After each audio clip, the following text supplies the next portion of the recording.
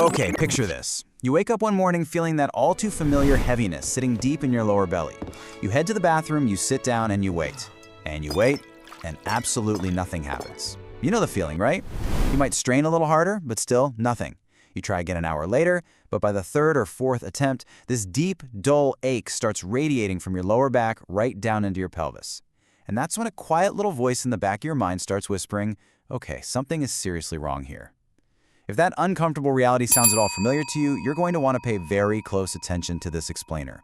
What we're about to cover could genuinely save you from a dangerous, literally life-threatening medical emergency. So let's calm any anxieties right now by laying out our exact roadmap for today. We'll start with Section 1, the silent biological blockage. Then we'll move into 2, 4 deeply misleading symptoms. After that, we'll cover 3, recognizing the danger zone.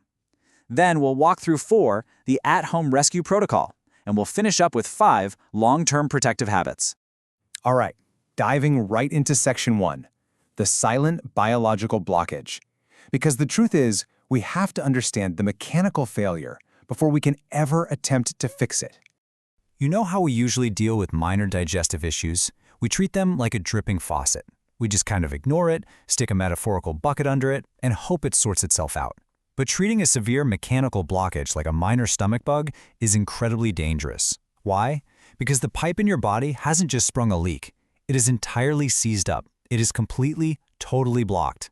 The actual medical term for this seized pipe is a fecal impaction. See, your large intestine is essentially a 5-foot-long tube, and it really just has one brilliantly efficient job, absorbing water from whatever passes through it. But the flaw in this brilliant system is that if waste sits there way too long without moving forward, your colon actually doesn't know when to quit. It just keeps extracting moisture, hour after hour, day after day.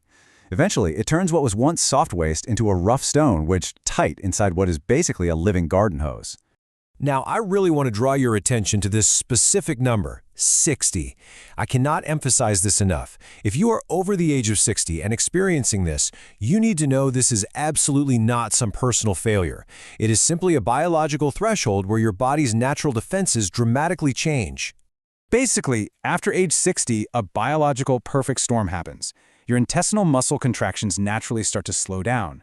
Your perception of gut pain actually becomes less reliable, meaning you completely miss the early warning signals. On top of that, your natural thirst reflex weakens, which leads to this chronic low-grade dehydration that you don't even feel.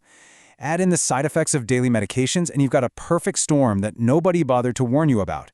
These physiological shifts make older adults highly vulnerable, and usually without them even realizing it.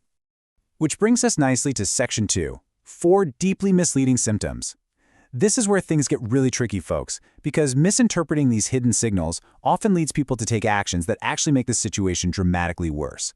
Let me pose a question that might sound completely backwards at first. Can you be severely constipated but still have diarrhea? Sounds impossible, right? Well, understanding the answer to this is honestly the most critical medical warning of our entire explainer. So the answer is actually yes. It's a phenomenon called paradoxical diarrhea. Imagine a solid, rock-hard mass completely blocking the rectum. The newer, looser waste coming down from higher up in your digestive tract has literally nowhere to go. So what happens? It seeps around the edges of that solid blockage and leaks out. It totally tricks you into thinking you just have a stomach bug. And listen, if you reach for anti-diarrheal medication to stop this liquid, you are making the absolute worst mistake possible. Those meds actually paralyze the gut, stopping all movement, which just allows that impaction to harden and grow even bigger. And honestly, this perfectly illustrates how incredibly interconnected our bodies are. There are a few other hidden warning signs you need to watch out for. Have sudden difficulty urinating? That happens because a distended rectum can physically crush its anatomical neighbor, the bladder. You might also feel deep lower back pain as all that pressure radiates straight to your lumbar region. And most surprisingly, the systemic stress and toxic buildup can actually cause unexplained mental confusion or severe agitation, particularly in seniors. Moving on to Section 3, recognizing the danger zone. At this point, we really need to shift gears and talk about the gravity of the situation. We are no longer talking about an uncomfortable nuisance. We are now discussing a genuine, highly time-sensitive medical emergency. Let's walk through this timeline together. Remember, the intestinal wall is living muscle tissue. From days 1 to 3, as it stretches way beyond its normal capacity, it loses blood supply and literally goes quiet, a state doctors call unilius. By days 4 to 7, the blockage backs up even further, creating a broader colonic obstruction. We're talking severe nausea, intense vomiting, the whole 9 yards. And if it's left to day 8 or beyond, the physical limits of your tissue are exceeded. The wall literally tears. This is a bowel perforation, and it spills toxic bacteria straight into the sterile abdominal cavity, leading to a rapidly progressing, usually fatal infection called peritonitis. So here is the absolutely crucial takeaway.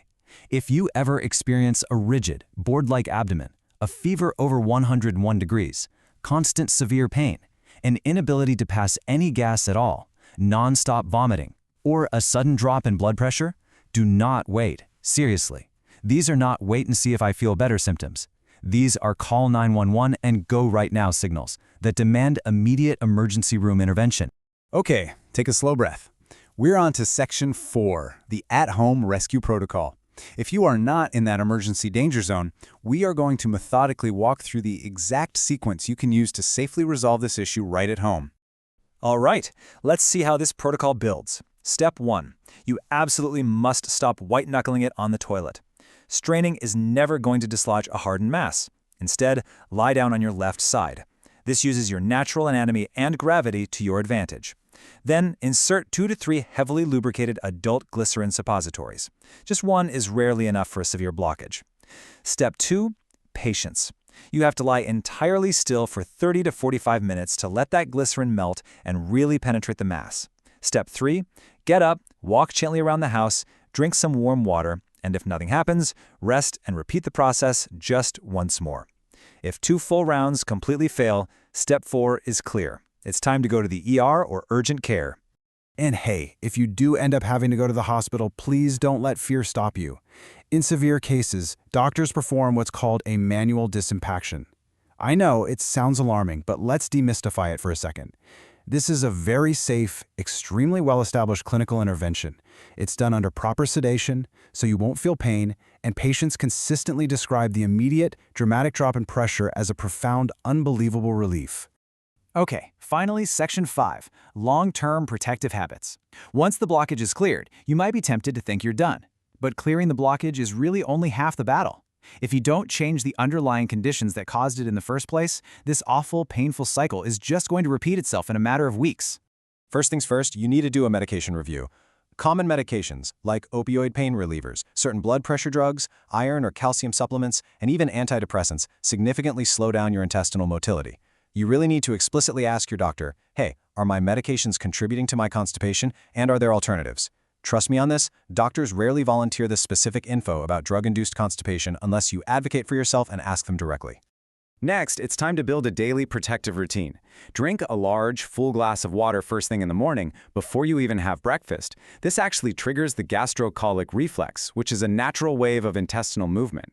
Then, try to walk for 20 to 30 minutes after meals to physically stimulate your gut. Make it a habit to go to the bathroom at the exact same time every single morning to sync up your body's internal clock.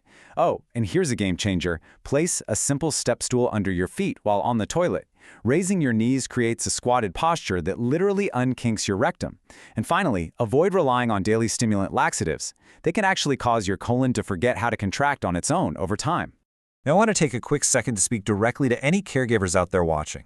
If you're caring for a bedridden or frail elderly loved one, you are their absolute first line of defense. Watch them closely for 3 days of no movement, any sudden lower back pain, or unusual mental confusion. Please do not let embarrassment stop you from talking about this. Act proactively by day 2 or 3, because in a frail senior, these life-threatening consequences escalate much, much faster. This really all boils down to one core philosophy for this explainer. Your digestive health is deeply connected to your energy levels, your immune function, your mental clarity, and your overall quality of life. Paying attention to this highly stigmatized, rarely discussed topic isn't just about avoiding a scary trip to the emergency room. It is absolutely essential for maintaining your vitality, your health, and your dignity as you age. So, I'm going to leave you with one final, very important question. Will you implement this protective routine tomorrow morning? Will you take immediate ownership of your health by simply drinking that glass of water and using that step stool the very next day? The knowledge is firmly in your hands now, so it's time to take action. Thank you so much for exploring this with me today. Drink your water, take really good care of yourselves, and I'll catch you in the next explainer.